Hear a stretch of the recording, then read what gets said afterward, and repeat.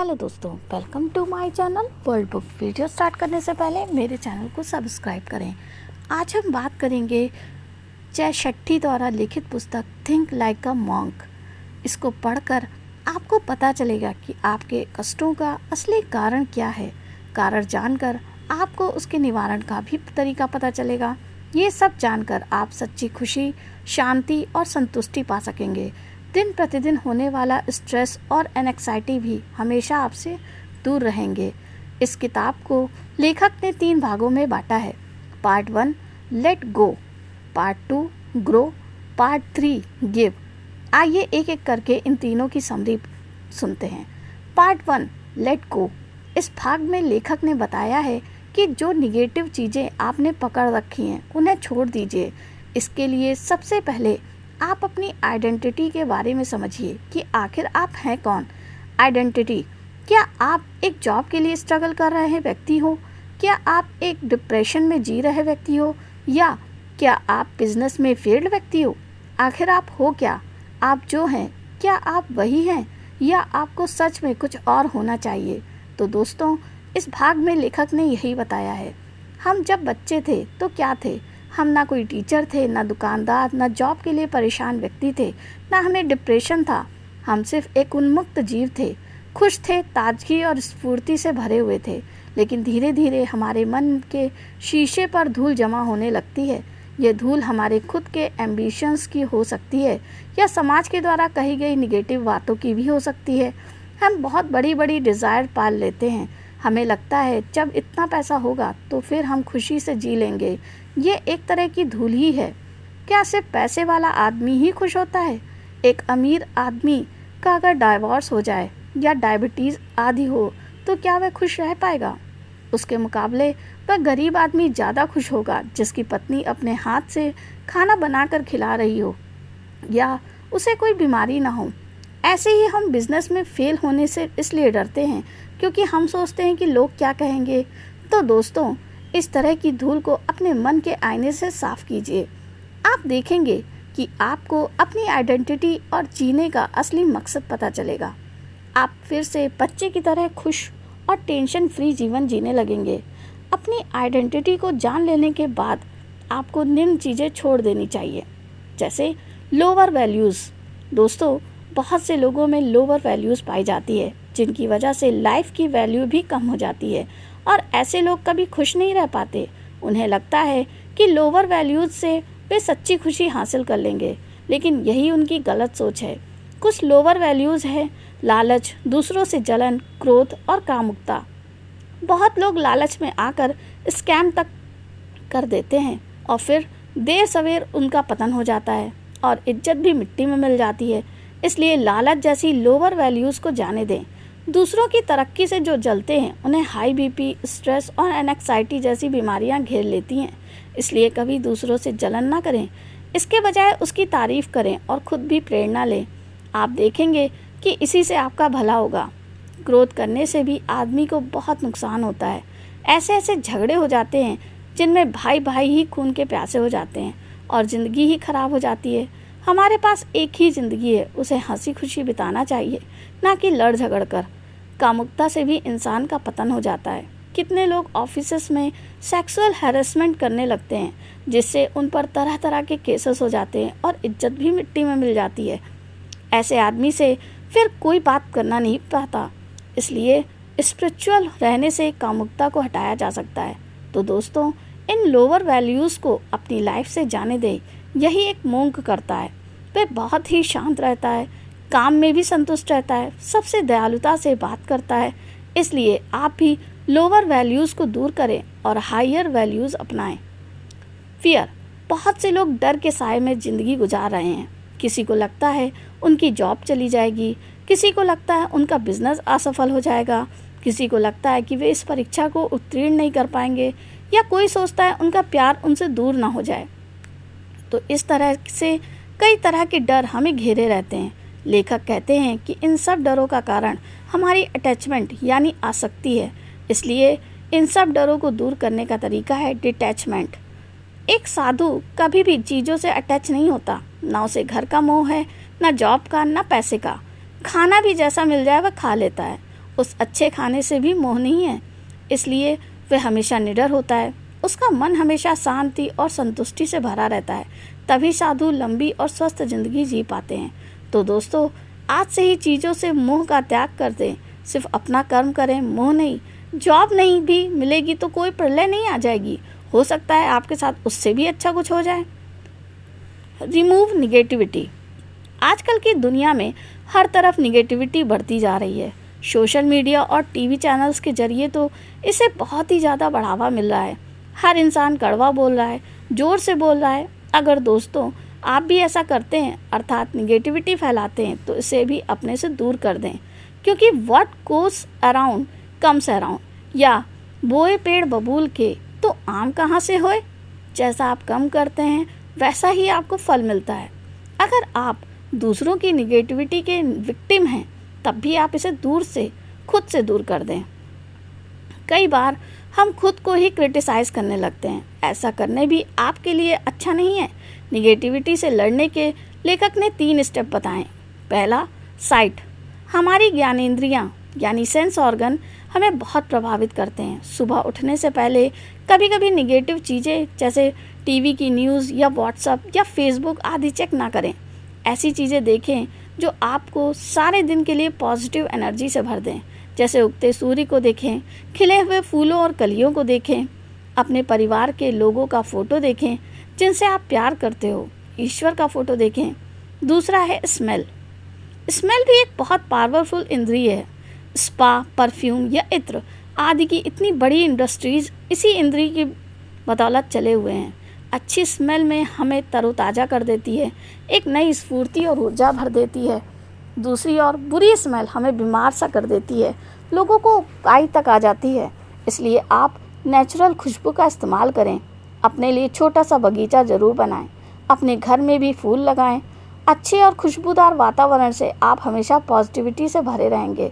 तीसरा है साउंड। ध्वनि भी हमारे जीवन को बहुत से प्रभावित करती है। बच्चे की किलकारी से सब लोग खुश हो जाते हैं, उनके मस्तिष्क में प्यार का संचार होने लगता है। अच्छे म्यूज़िक का महत्व तो सबको पता ही है, इसलिए प्रतिदिन आधा घंटा अपने मनपसंद गाने सुनें और ख़ुद को म्यूज़िक थेरेपी से हील करें। आपकी सारी थकान भाग जाएगी और आपके होठों पर अपने आप ही मुस्कान आ जाएगी।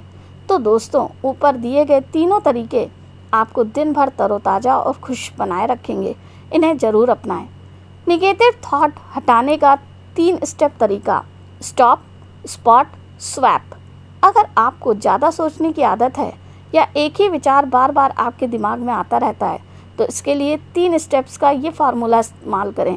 स्पॉट: सबसे पहले देखें कि आपके दिमाग में क्या निगेटिव थॉट आ रहा है। स्टॉप: फिर उस निगेटिव थॉट को एड्रेस करें, उसकी वजह जानें, फिर उसका कोई सॉल्यूशन ढूंढ लें, फिर उसे वहीं ख़त्म कर दें। अब बार बार उसके बारे में ना सोचें। स्वैप: इसके बाद निगेटिव थॉट को किसी पॉजिटिव थॉट से स्वैप कर दें, यानी बदल दें। कुछ पॉजिटिव सोचने लगें या किसी सेल्फ हेल्प बुक की समरी पढ़ने लगें, जो आप कहीं पर भी पढ़ सकते हैं। इस वीडियो में भी, इस हमारे चैनल पे भी आपको कई बुक्स की समरी मिल सकती है। इससे आप पॉजिटिव एनर्जी और खुशी से भर जाएंगे। सेल्फ क्रिटिसिज्म हटाने का तरीका: सेल्फ कंपैशन। खुद के निगेटिव क्रिटिसिज्म को दूर करने का तरीका है सेल्फ कंपैशन। बहुत बार हमारी डिज़ायर पूरी नहीं हो पाती, कई सपने टूट जाते हैं और बहुत बार सिर्फ असफलता मिलती है। इससे हम खुद को कोसने लगते हैं या जाने अनजाने निराश हो जाते हैं, दुख से घिर जाते हैं और डिप्रेशन में चले जाते हैं। इस सब से निपटने का तरीका है सेल्फ फॉरगिवनेस और सेल्फ कंपैशन। दोस्तों, यूनिवर्स का कंट्रोल हमारे हाथ में नहीं है। हमें हर चीज़ नहीं मिलेगी, हम बहुत सी गलतियां भी करेंगे। इसके लिए आप खुद को सजा ना दें, बल्कि सबसे पहले खुद को माफ़ कर दें। आखिर हम सब ह्यूमन ही हैं। इसके बाद खुद से प्यार करें या खुद के लिए दयालु रहें। इसे ही सेल्फ कंपैशन कहा गया है। दूसरों से तो हम प्यार से बात करते ही हैं, उसी तरह खुद को भी कभी निराशा के गड्ढे में ना धकेलें। आप देखेंगे कि आप एकाएक खुश हो जाएंगे। सेल्फ कंपैशन के बारे में शायद आपको पहले पता नहीं होगा, इसीलिए ऐसी किताबें हमेशा पढ़ते रहना चाहिए ताकि आपको नई नई बातें पता चल जाएं और आपके ज्ञान में वृद्धि हो सके। अब आता है दूसरा पार्ट, ग्रो। किताब के इस भाग में लेखक ने बताया है कि निगेटिव चीज़ें छोड़ देने के बाद आप अपनी मानसिक और स्पिरिचुअल ग्रोथ करें। इसके लिए आप कई तरीके अपना सकते हैं। जैसे पहला है फॉलो योर पैशन। वो चीज़ें करें जिससे आपको खुशी मिलती है, तभी आपकी ग्रोथ हो पाएगी। दूसरों की देखा देखी कुछ भी ना करें। बहुत से पेरेंट्स दूसरों की देखा देखी अपने बच्चों को साइंस रखवा देते हैं ताकि उनका बच्चा भी डॉक्टर या इंजीनियर बन सके। बेशक बच्चे का उसमें बिल्कुल इंटरेस्ट ना हो, लेकिन वे अपने अधूरे सपनों का बोझ उन पर लाद देते हैं। कई बार तो बच्चे आत्महत्या तक कर लेते हैं। इसलिए बच्चों का इंटरेस्ट और स्ट्रेंथ जानकर ही उनके सब्जेक्ट का चुनाव करना चाहिए। ऐसे जॉब या बिजनेस में भी सिर्फ अपने पैशन को फॉलो करें। बेशक उसमें पैसे कम मिलें, लेकिन काम ऐसा होना चाहिए जिससे आपको खुशी मिले, नहीं तो आप ज़िंदगी भर के लिए बोर और चिड़चिड़े हो जाएंगे।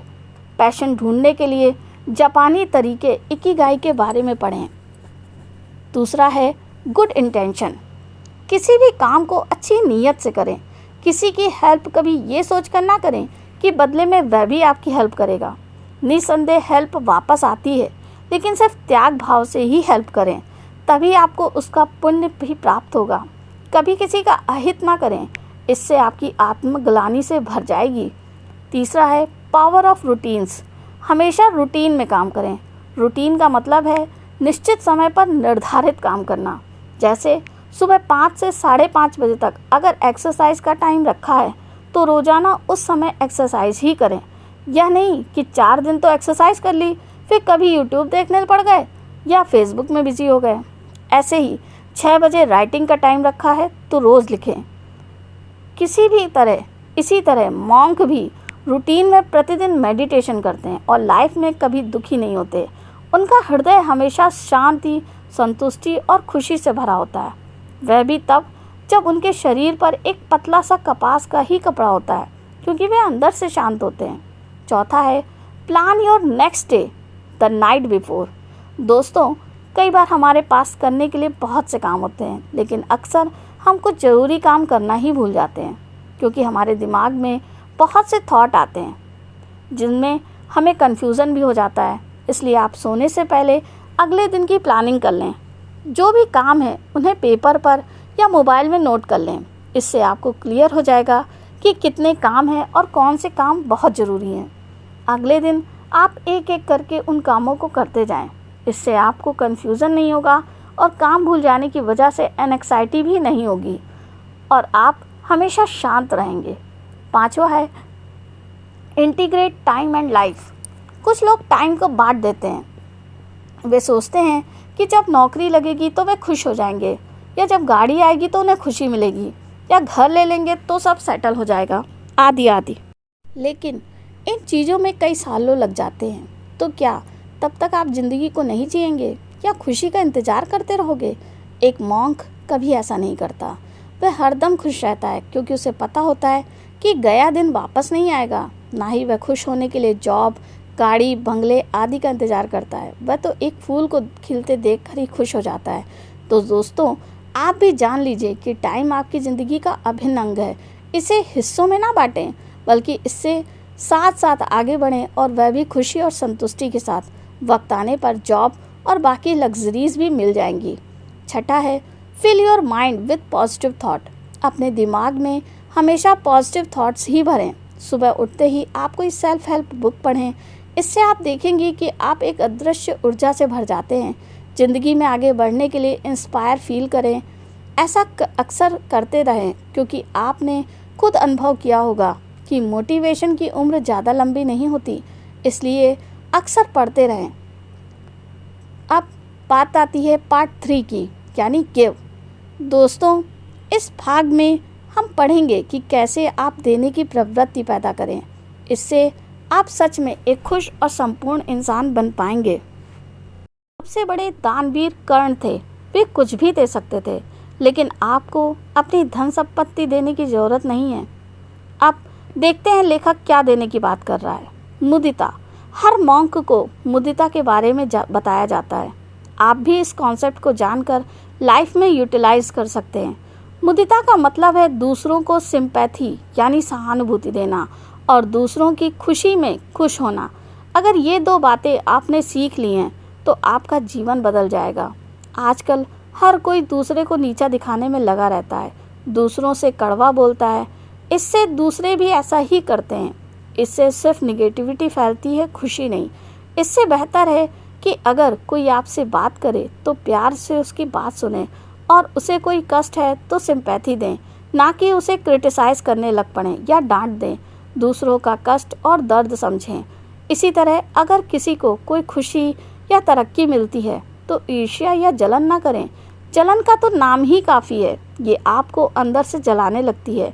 ईर्ष्या करने से ज़्यादा स्ट्रेस हार्मोन निकलने लगता है, जिससे आपकी धड़कन बेवजह बढ़ जाती है और आपको आगे चलकर दिल की बीमारियां लग सकती हैं।